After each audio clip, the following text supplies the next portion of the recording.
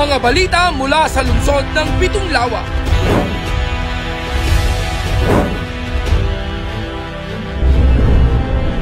Mga pabatid mula sa alkalde sa mga tanggapan ng lokal na pamahalaan at pangnasyonal. Mula sa sangguniang panglungsod, isisiwalat at ilalathala. Abangan ang eksklusibo at eksplosibong mga ulat tuwing Sabado at Linggo, alas 6 ng gabi. Ito ang Balitang San Pablo! Narito na ang mga balita para sa linggong ito. Mayor Vicente B. Amante pinangunahan ang unang public consultation para sa posibleng paglipat ng mga tanggapang pamahalaang lokal sa City Government Compound sa Barangay San Jose. 13 karagdagang barangay ng lungsod ng San Pablo diniklarang drug-cleared.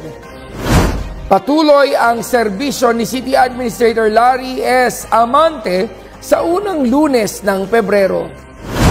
Mayora VG Jem Retuerto Amante at Kong Dan Fernandez binisita ang mga pasyente sa SPCGH. Mahigit 900 tupad beneficiaries tumanggap ng cash assistance mula sa tanggapan ni Congressman Loreto S. Amante. BIO First General Assembly isinagawa noong January 30 sa ABC Hall. Judge Agripino Morga formal na kinilala bilang bagong PLSP President. Aiza Herrera ng Santissimo Rosario High School, first place sa 2025 City Level Population Quiz. Old Capitol Building lalagyan ng scenic elevator. BFP San Pablo nagsagawa ng fire safety seminar at drill sa Princenas Machine Shop. BJMP San Pablo lumagda sa marketing agreement sa Candelaria District Jail at Pinagbakuran Multipurpose Cooperative. Magandang araw, lungsod ng San Pablo. Magandang araw, San Pableños. Para sa mga balita, Mayor Vicente B. Amante pinangunahan ang unang public consultation para sa posibleng paglipat ng mga tanggapang pamahalaang lokal sa City Government Compound sa Barangay San Jose. Ang mga detalye ng balitang yan mula kay Eloisa Narvaez. Pinangunahan ni Mayor Vicente B. Amante ang unang public consultation noong February 4 sa San Pablo City Multipurpose Convention Center upang talakayin ang posibleng paglilipat ng ilang tanggapan ng pamahalaang lungsod mula sa lumang City Hall Compound patungo sa bagong City Government Compound sa Barangay San Jose. Binigyan diin niya ang kahalagahan ng opinyon at malayang pagpapahayag ng saloobin ng mga mamamayan ng lungsod ng San Pablo. Matapos talakayin ay sumang-ayon ang lahat sa posibleng pagpapalipat ng mga tanggapan. Layunin ng pamahalaang lokal na mapabuti at mas maging epesyente ang serbisyo publiko at ng iba't ibang operasyon ng mga tanggapan para sa kapakinabangan ng mga mamayan ng lungsod ng San Pablo. Eloisa Narvaez, Barangay Secretary ng Barangay Bautista, Balitang San Pablo. 13 karagdagang barangay ng lungsod ng San Pablo dineklarang drug-cleared. Para sa mga detalye, narito naman muli si Eloisa Narvaez, ang Barangay Secretary ng Barangay Bautista. Idineklara noong July 30, 2024 ang mga barangay 7B, 2A, 3C, 3D, Dolores, San Buenaventura, San Diego, San Joaquin, San Juan, Santa Ana, Santa Elena, Santa Filomena at Santa Isabel bilang mga drug-cleared barangays. Kung kaya't sa atas ni Mayor Vicente B. Amante ay ginawad ni na DILG Officer Maria Alma Varientos, Liga ng mga Barangay President Ariston Amante, PNP SPC Chief of Police Franco Alex Reglos at CADAC Focal Person Balay Silang Administrator Purificacion Morales ang Certificate of Drug Cleared sa 13 barangay sa pagtataas ng watawat sa Multipurpose Building, Barangay San Jose noong February 3. Sa kasalukuyan ay mayroon na tayong 58 barangay ang idineklarang drug-cleared mula noong sinimulan ang deliberasyon ng mga barangay noong June 2018. Kaya lubos na nagpapasalamat si Mayor Vicente V. Amante sa lahat ng punong barangay at barangay officials sa patuloy na pagtulong at pagsusumikap upang ang lungsod ng San Pablo ay maging isa ng drug-free na komunidad. Eloisa Narvaez, Barangay Secretary ng Barangay Bautista, Balitang San Pablo. Patuloy ang serbisyo ni City Administrator Larry S. Amante sa unang Lunes ng Pebrero. Para sa mga detalye, nagbabalik si Eloisa Narvaez, ang Barangay Secretary ng Barangay Bautista. Patuloy ang serbisyo ni City Administrator Larry S. Amante sa unang Lunes ng Pebrero sa kanyang tanggapan. Bumisita ang mga kawani ng lokal na pamahalaan, mga mamamayan ng lungsod na humihingi ng tulong pinansyal at medikal, mga punong barangay at kanilang mga opisyal. Sa tulong ng mahusay na paggabay ni Mayor Vicente B. Amante, ay patuloy na mas lalong ikabubuti at ikauunlad ng buong lungsod para sa kapakanang ng lahat ng mamamayan ng lungsod. Eloisa Narvaez, Barangay Secretary ng Barangay Bautista, Balitang San Pablo. Mayora VG Jem Retuerto Amante at Congressman Dan Fernandez binisita ang mga pasyente sa SPCGH. Narito naman si Kagawad Alan Magpantay ng Barangay Bautista. Kasama ni Mayora, Vice Governor Jem Retuerto Amante, si Congressman Dan Fernandez na bumisita sa mga pasyente ng San Pablo City General Hospital, Barangay San Jose noong January 31. Magiliw, yakap at pangungumustang ipinadama ni Mayora Jem sa mga pasyente. Kasabay ang pagkakaloob nila ni Congressman Fernandez ng mga pagkain na lubos namang ikinatuwa ng mga pasyente ng San Pablo City General Hospital. Kasama ring bumisita sa General Hospital sina Mayor Vicente V. Amante, ABC President Manning Amante at Councilor Martin Gel Adriano. Nakipag-photo ops rin ang mga opisyalis ng pamahalaan sa mga medical personnel at staff ng nasabing ospital. Kagawad Alan Magpantay ng Barangay Bautista, Balitang San Pablo. Mahigit 700 tupad beneficiaries tumanggap ng cash assistance mula sa tanggapan ni Congressman Loreto S. Amante. Ang mga detalye nagbabalik si Kagawad Alan Magpantay ng Barangay Bautista. Sa ginanap na tupad payout noong January 30 sa San Pablo City Central Gymnasium para sa may 997 na beneficiaries ng 3rd District ng Laguna ay pinangunahan ni Congressman Loreto S. Amante, mga kawani ng Dole Laguna at staff ng kanyang tanggapan ang distribution ng financial assistance. Naging kaisa rin sa nasabing payout si Kalawan Councilor Charles Karatihan. Kagawad Alan Magpantay ng Barangay Bautista, Balitang San Pablo. BIO's First General Assembly isinagawa noong January 30 sa ABC Hall. Para sa mga detalye nagbabalik si Kagawad Alan Magpantay ng Barangay Bautista.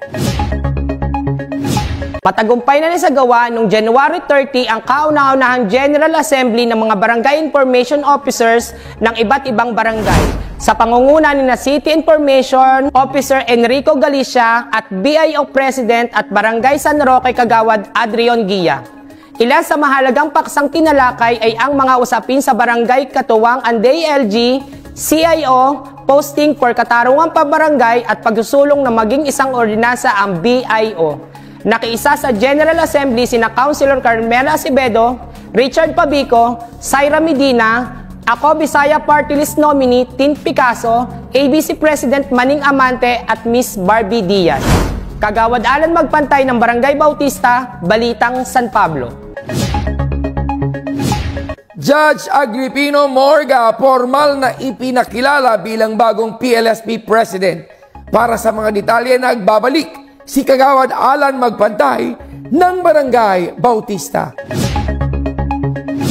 Formal nang ipinakilala si Judge Agripino Morga bilang bagong University President ng Pambansasan ng Lungsod ng San Pablo noong February 3 sa programa ng pagtataas ng watawat na ginanap sa PLSP Gymnasium. at dinaluhan ng mga guro, kawani, mga mag-aaral at ilang mga miyembro ng Board of Regents of PLSP. Ayon kay Judge Morga, ang pangunahing layunin ng pamantasan ay ang makapagbigay ng kalidad na edukasyon para sa lahat ng mga mag-aaral. At ito ay isa sa mga adhikain ni Mayor Vicente V. Amante na makapagbibigay ng pantay-pantay na pagkakataon sa kabataan upang makakuha ng mahusay at kalidad na edukasyon na kanilang magagamit para sa pag-abot ng kanilang mga pangarap. Kagawad Alan Magpantay ng Barangay Bautista, Balitang San Pablo. Aiza Herrera ng Santissimo Rosario High School, first place sa 2025 City Level Population Quiz.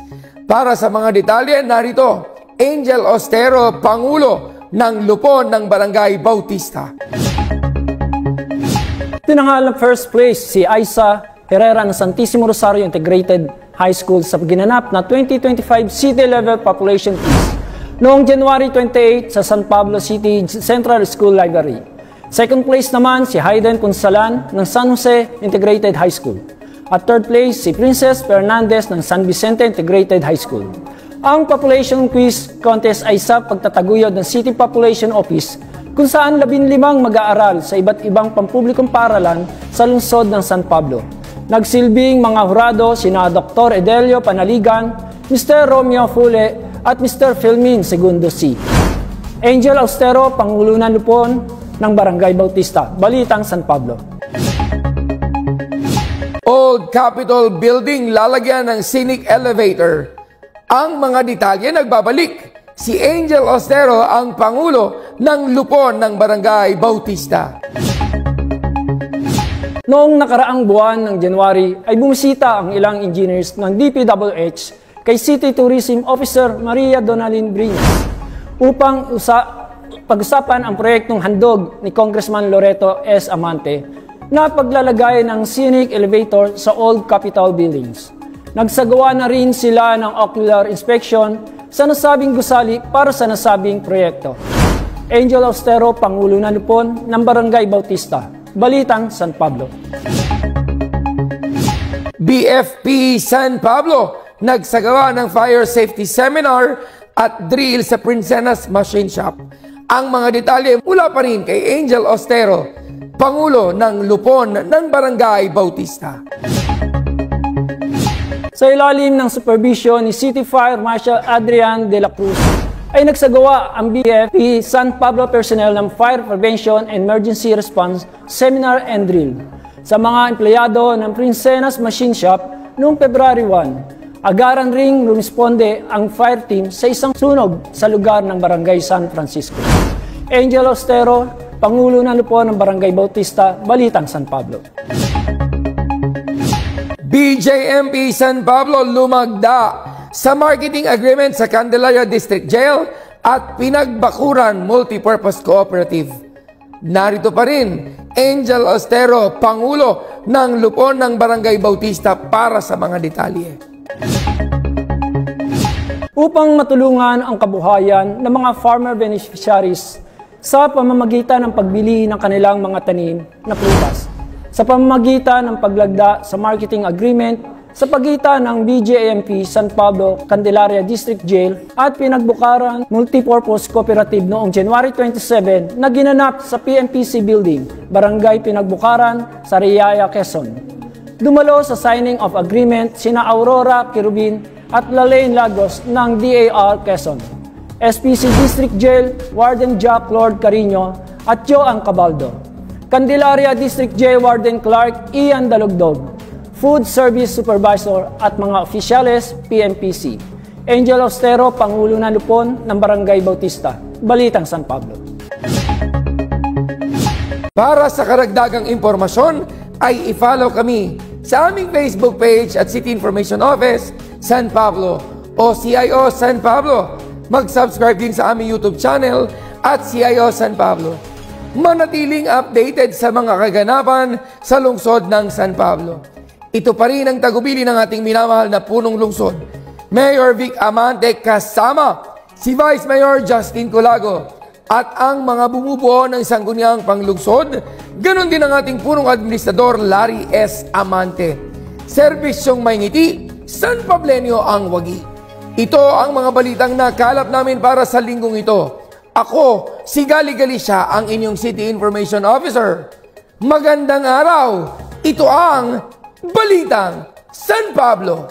Mula sa pamahalang pangbarangay ng Barangay Bautista At sa Barangay Information Office ng Barangay Bautista, upang manatiling updated sa mga kaganapan sa lungsod ng San Pablo, ugaliing tumutok sa City Information Office, Balitang San Pablo.